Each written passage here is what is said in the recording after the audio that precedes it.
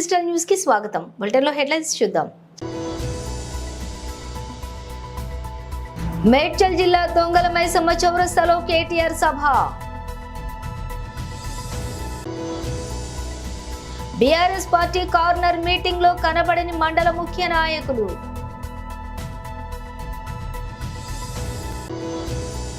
Satyananda Rao nomination దాఖలతో కోలాహలంగా మారిన కొత్తపేట.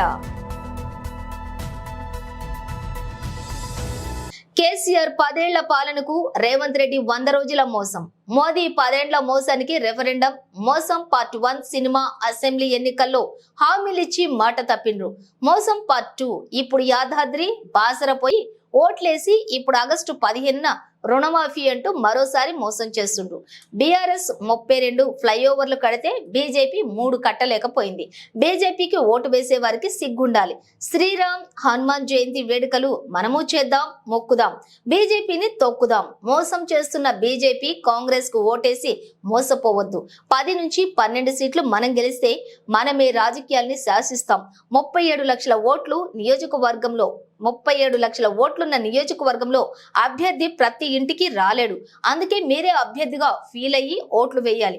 అక్కడ బీజేపీని రాహుల్ తిడుతుంటే ఇక్కడ రేవంత్ మెచ్చుకుంటుండు.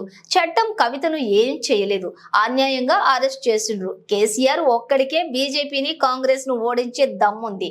మల్కాజ్గిరిలో రాగిడి లక్ష్మారెడ్డిని గెలిపించాలని కోరుతున్నా.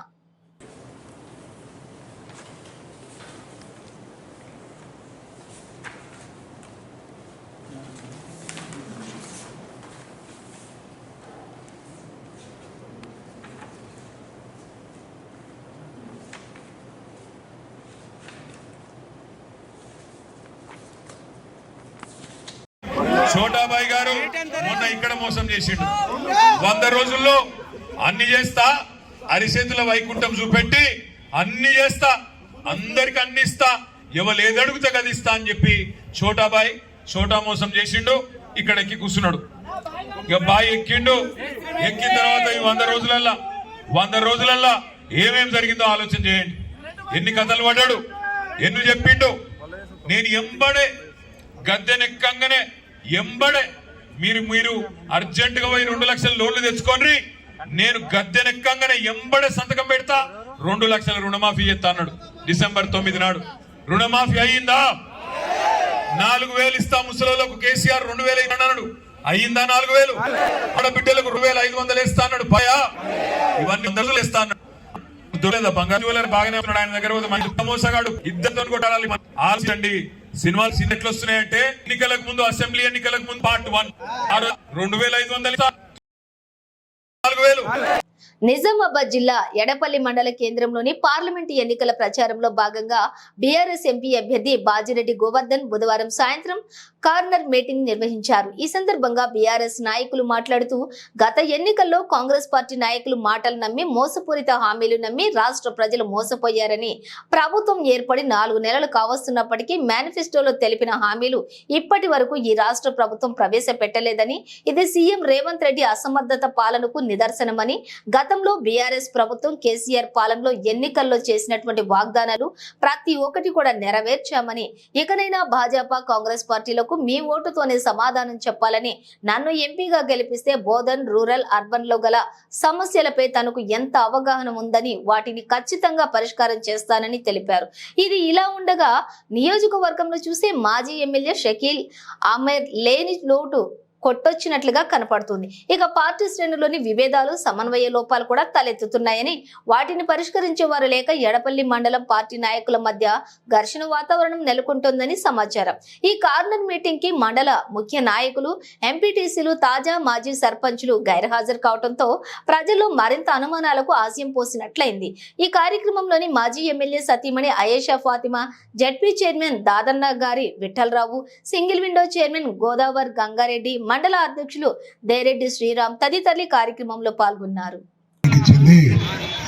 వచ్చే మే 13 నాడు ఎవడైతే వాగ్దానం ఇచ్చి ప్రజల్ని మోసం చేసిండో వాని ఓటుతో తుక్కు మీ బ్యాలెట్ మీద, ఆ ఓటుతోని తుక్కు కొట్టాలి.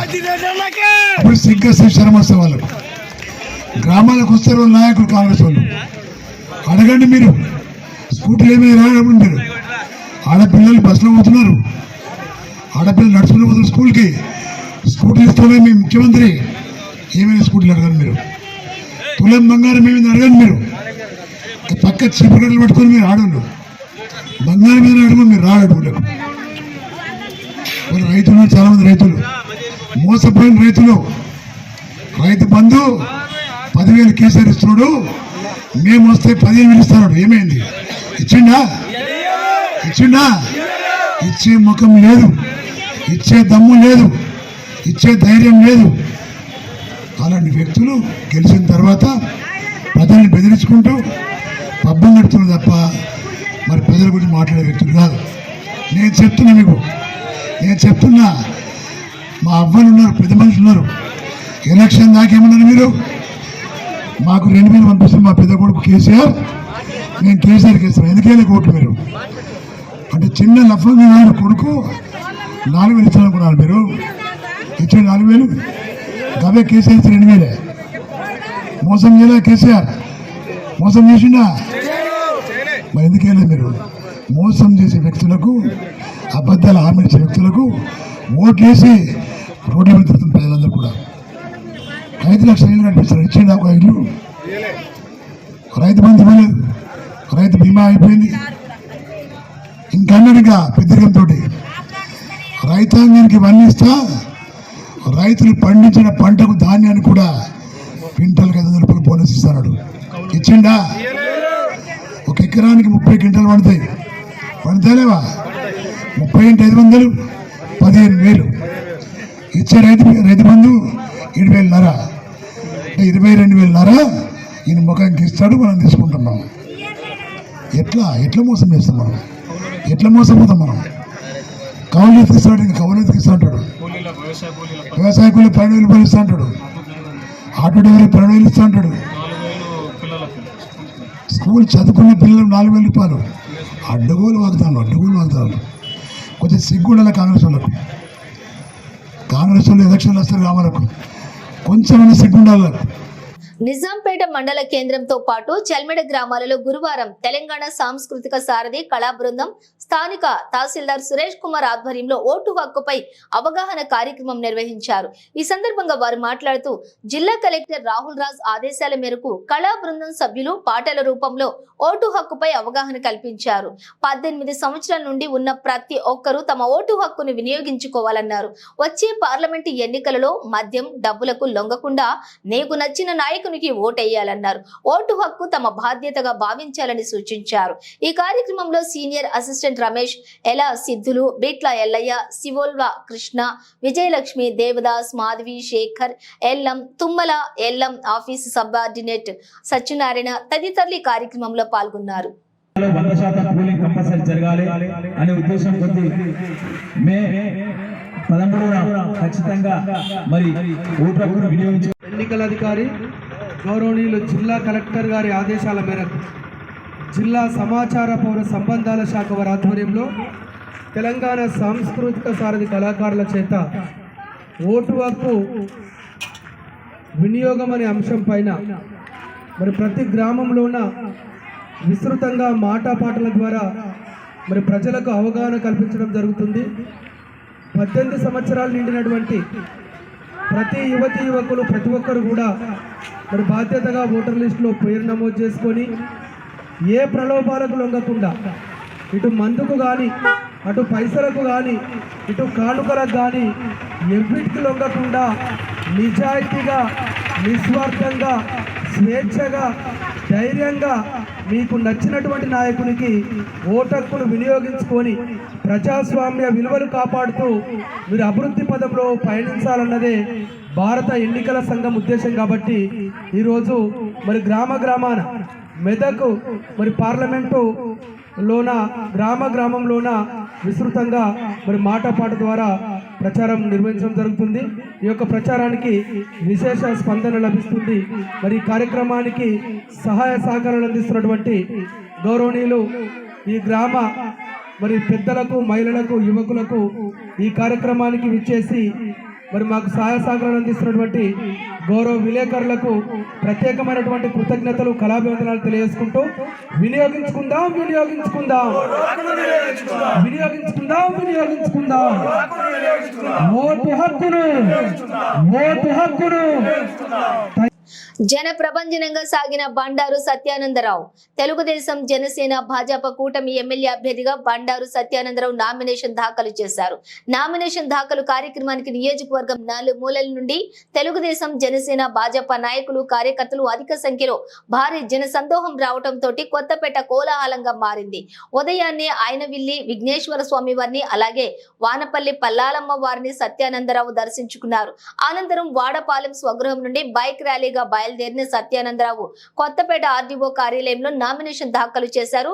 అనంతరం బోడిపాలెం వంతెన వద్ద షిరిడి సాయిబాబా గుడి వద్దకు ర్యాలీగా చేరుకుని స్వామివారిని దర్శించుకున్నారు.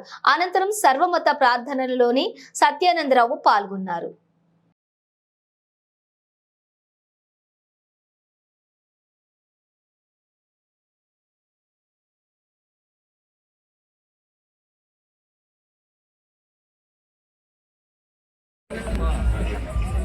కొత్తపేట అసెంబ్లీ ఎన్డీఏ అభ్యర్థిగా, తెలుగుదేశం, జనసేన, బీజేపీ పార్టీ ఉమ్మడి అభ్యర్థిగా నామినేషన్ వేసిన సందర్భంలో కొత్తపేట నియోజకవర్గ ప్రజానీకం, కొత్తపేట నియోజకవర్గ ఎన్డీఏ పార్టీల కుటుంబ సభ్యులు, యువకులు, మహిళలు, పెద్దలు అందరూ కూడా పెద్ద ఎత్తున హాజరై ఈ నామినేషన్ కార్యక్రమాన్ని విజయవంతం చేసినందుకు వారందరూ కూడా హృదయపూర్వకమైనటువంటి కృతజ్ఞతలు తెలియజేసుకుంటూ ఉన్నాను. ఈ ఉత్సాహం, ఈ ప్రజాస్పందన ఏనాడు లేని విధంగా ఈనాడు నామినేషన్ కార్యక్రమంలో పెద్ద ఎత్తున భారీగా ప్రజలందరూ పాలు పంచుకోవడం చాలా సంతోషంగా ఉంది. మరి వీరి ఉత్సాహం చూస్తూ ఉంటే రేపు వచ్చే ఎన్నికల్లో మరి రికార్డు మెజార్టీ తోటి రేపు మే 13న సైకిల్ గుర్తుపై ఓటు వేయడానికి ప్రజలు వేస్తున్న ఆ బటన్ నొక్కుతున్న తాకిడికి రేపు ఈవీఎంలు కూడా తట్టుకోలేనటువంటి పరిస్థితి రేపు కొత్తపేట నియోజకవర్గంలో మే 13న చూడబోతున్నామనే విషయాన్ని తెలియజేస్తూ ఉన్నాను. ఈనాడు బాపట్ల జిల్లా చీరాలలో చీరాల నియోజకవర్గం వైసీపీ అభ్యర్థిగా కరణం వెంకటేష్ నామినేషన్ దాఖలు చేశారు. రామకృష్ణపురంలోని పార్టీ ఆఫీస్ నుండి ఆర్జీఓ ఆఫీస్ వరకు భారీ ర్యాలీ జరిగింది. వైఎస్ఆర్సీపీ పార్టీ కార్యకర్తలు, అభిమానులు భారీగా తరలివచ్చి ర్యాలీలో పాల్గొన్నారు. చీరాలలో గెలిపే నాదని కరణం వెంకటేష్ ధీమా వ్యక్తం చేశారు. జగనన్న ప్రవేశపెట్టిన నవరత్నాలు ప్రజలలో వెలుగులు నింపాయని, ఆ పథకాలు కొనసాగాలంటే జగనన్నే కావాలని అన్నారు. ప్రజలందరూ వైసీపీ ప్రభుత్వానికి ఓటు వేసి అత్యధిక మెజారిటీతో గెలిపించాలని ఆయన కోరారు. భారీగా తరలివచ్చిన పార్టీ నాయకులకు, కార్యకర్తలకు, అభిమానులకు కృతజ్ఞతలు తెలిపారు.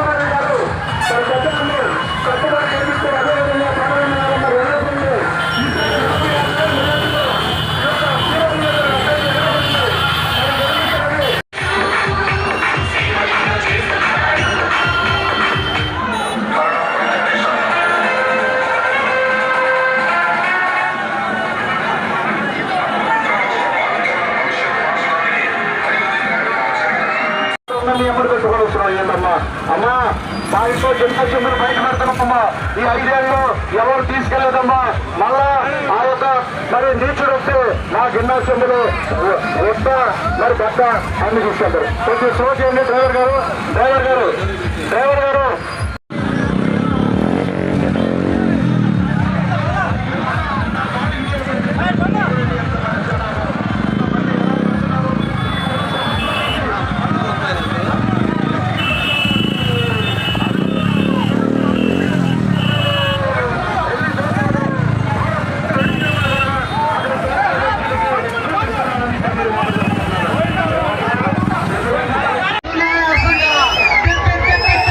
పరిస్థితి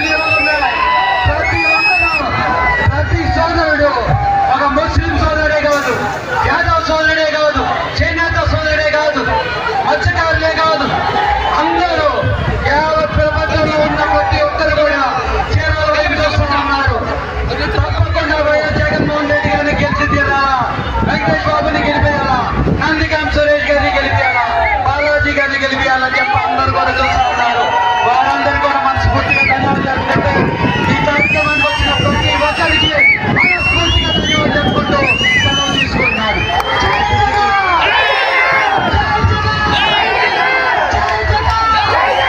నమస్కారాలు. ఇప్పుడు అందరం కూడా నామినేషన్ దాఖలు చేయడం జరిగింది. చాలా సంతోషం. యావత్ చీరాల ప్రాంతం అంతా కూడా కదిలి వచ్చింది. మీ అందరూ కూడా చూస్తున్నారు. వైఎస్ఆర్సీపీకి మంచి మెజార్టీ రాబోతుంది. ఎమ్మెల్యే అభ్యర్థిగా నేను గెలబోతున్నాను. అదేవిధంగా చీరాల ప్రజలు గెలిపించబోతున్నాను. అదేవిధంగా నందిగం సురేష్ గారిని ఎంపీ అభ్యర్థిగా యావత్ చీరాలు మాత్రం మంచి మెజార్టీ ఇస్తుందని చెప్పి కంటపదవి మేము చెప్పదలుచుకున్నాం. మీరు అందరూ కూడా నా సహకరిస్తున్నారు. ఉన్న అన్నలు ప్రతిరోజు అన్ని నిద్రాహారాలు మానేసి వైఎస్ఆర్సీపీ కోసం పనిచేస్తున్న ప్రతి ఒక్కరికి మనస్ఫూర్తిగా ధన్యవాదాలు తెలుపుతా ఉన్నాను. ఈరోజు ప్రతి ఒక్క సోదరుడు కలిగారు, ప్రతి ఒక్క సోదరుని కలిగింది. మహిళలందరూ కూడా వచ్చారు. అన్ని గ్రామాల నుంచి, అన్ని కులాల నుంచి, ఉన్నతాలకు అతీతంగా, ప్రాంతాలకు అతీతంగా అన్ని పార్టీ వారు కూడా కలిసి మద్దతు తెలుపుతారు. ఇది చాలా విచిత్రమైన సంఘటన చీరాల్లో. ఈసారి నేను ఒక పార్టీ తరఫున రిప్రజెంట్ చేయించాను. మిగతా వారందరూ కూడా మంచి ఆలోచనతో వాళ్ళందరూ కూడా సహకరిస్తున్నాను. ప్రతి ఒక్కరు కూడా జగన్మోహన్ రెడ్డి గారి పట్ల వారి నమ్మకం రెట్టింపు అవుతుంది. ఎందుకంటే పథకాలు వారు ఇచ్చున్నారు. పథకాలను కూడా ఏ విధంగా ప్రవేశపెట్టున్నారు, ఏ విధంగా ఆచరణ పెట్టున్నారు చూస్తూ ఉన్నారు. నిజంగా వాళ్ళందరూ కూడా చాలా ఆనందంగా ఉంది, సంతోషంగా ఉంది.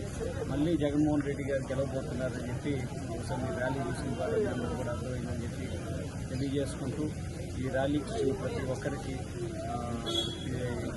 మహిళా తల్లులకి, అన్నదమ్ములకి, అక్క చెల్లెమ్మలకి, పిల్లలు కూడా ఉన్నారు చాలామంది కూడా. వారందరూ కూడా ఉత్సాహంగా చేరుతూ అన్ని ఇంట్లోంచి బయటకు వస్తూ ఉన్నారు. వారికి అదేవిధంగా అవతారాలకి, బాగా పిల్లలకి అందరికీ మనస్ఫూర్తిగా ధన్యవాదాలు చెప్తా ఉన్నాను. ముఖ్యంగా మీడియా సోదరులందరూ కూడా కవరేజ్ చేస్తున్నారు. వారికి ఇక్కడ యావత్ ప్రజానికానికి, చీరాల ప్రాంతంలో ఉన్న యావత్ ప్రజానికానికి అందరికీ కూడా ధన్యవాదాలు తెలుపుకుంటున్నాను. ఎన్నికల ప్రచారంలో భాగంగా రోడ్ షో కార్యక్రమం నిర్వహిస్తూ దేవరపల్లి మండలం ఎర్నగూడెం చేరిన కూటమి పార్లమెంట్ అభ్యర్థి పురంధేశ్వరి, అసెంబ్లీ అభ్యర్థి వెంకటరాజు, జనసేన నాయకులు సువర్ణరాజు, రాష్ట్ర భాజపా మహిళా మోర్చా అధ్యక్షురాలు నిర్మలా కిషోర్ తదితరులు. పార్లమెంట్ అభ్యర్థిని పురంధేశ్వరి మాట్లాడుతూ డాక్టర్ సి నారాయణ రెడ్డి కవిత వినిపించి ప్రసంగం ప్రారంభించారు. ముఖ్యమంత్రి జగన్మోహన్ రెడ్డి ప్రభుత్వంపై పలు విమర్శలు చేస్తూ హోంమంత్రి తానేటి వనితపై విమర్శలను పురంధేశ్వరి గుప్పించారు. హోంమంత్రిపై విమర్శలు రాష్ట్రంలో మత్తు పదార్థాలు, గంజాయి వంటి మాదక ద్రవ్యాలకు బానిసలు అవుతున్నారని, వాటి కట్టడికి తీసుకున్న చర్యలకు ఇదే గ్రామానికి చెందిన హోంమంత్రి సమాధానం చెప్పాలని డిమాండ్ చేశారు. మహిళల రక్షణకు ఏర్పాటు చేసిన దిశ యాప్ నిర్వీర్యమైందని, మహిళలకు రక్షణ కరువైందని అన్నారు. హోంమంత్రి గోదావరిలో ఇసుక మాఫియా ద్వారా అక్రమ సంపాదనతోటి 10 కోట్లతో భవన నిర్మాణం, ఇతర ప్రాంతాలలో భూములు కొనుగోలు చేశారని, అక్రమ ఇసుక తవ్వకాల వల్ల రోడ్డు కమ్ రైల్ బ్రిడ్జ్ కు ముప్పు వాటిల్లుతుందని చెప్పి విమర్శించారు. నరేంద్ర మోడీ స్ఫూర్తి, చంద్రబాబు యుక్తి, పవన్ కళ్యాణ్ శక్తి త్రివేణి సంగమం వలె కలిసి దేశాభివృద్ధి సాధించడం జరుగుతుందని పురంధేశ్వరి అన్నారు.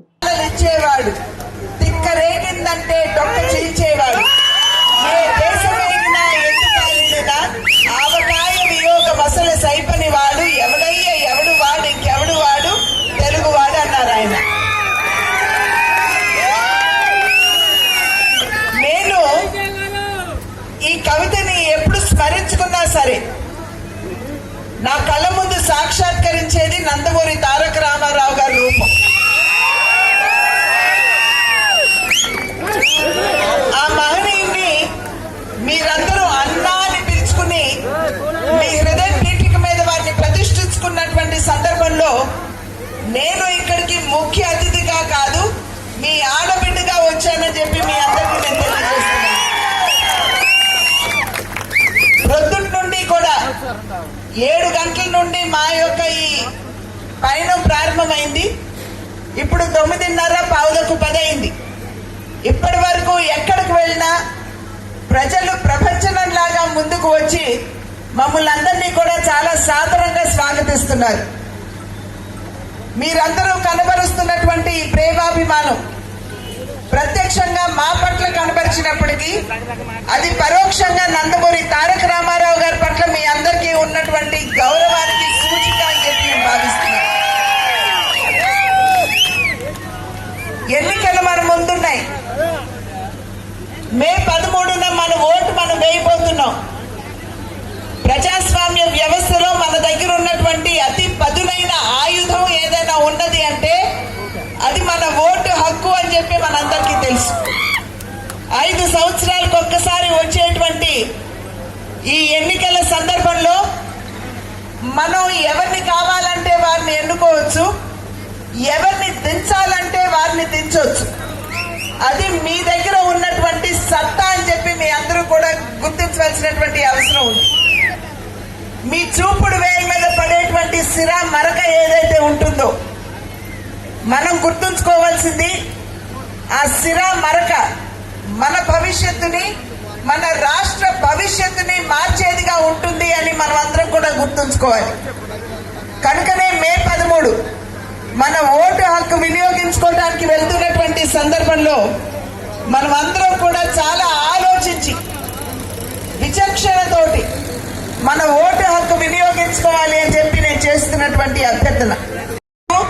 నాకు స్ఫురణకు వచ్చేది నరేంద్ర మోడీ గారి వారి యొక్క స్ఫూర్తి, చంద్రబాబు నాయుడు గారి యుక్తి, పవన్ కళ్యాణ్ గారి శక్తి నాకు ఇక్కడ చక్కగా ప్రస్తుతంగా కనపడేటువంటి పరిస్థితి. మనం ఈ కూటమిని ఆశీర్వదించాలి. ఎప్పుడైతే ఈ కూటమిని ఆశీర్వదిస్తారో కేంద్రంలో ఎన్డీఏ, నరేంద్ర మోడీ గారు ప్రధాని, రాష్ట్రంలో ఎన్డీఏ, చంద్రబాబు నాయుడు గారు ముఖ్యమంత్రి, అదేవిధంగా రాజమండ్రి నియోజకవర్గం పార్లమెంట్ తీసుకున్న మీరు ఎన్డీఏ కూటమికి సంబంధించినటువంటి అభ్యర్థుల్ని కనుక మీరు ఆశీర్వదించినట్లయితే రాజమండ్రి అభివృద్ధికి మీరు పునాది వేసిన వారు అవుతారని చెప్పి మీ అందరికీ కూడా నేను తెలియజేసుకుంటున్నటువంటి విషయం. బులెటిన్ ముగించే ముందు హెడ్లైన్స్ మరోసారి. మేడ్చల్ జిల్లా దొంగల మైసమ్మ చౌరస్తాలో కేటీఆర్ సభ. బీఆర్ఎస్ పార్టీ కార్నర్ మీటింగ్ లో కనబడని మండల ముఖ్య నాయకులు.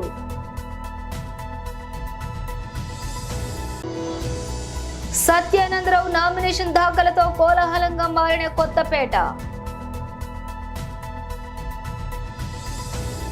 ఇవి బులెటిన్ విశేషాలు. మరో బులెటిన్తో మళ్ళీ కలుద్దాం.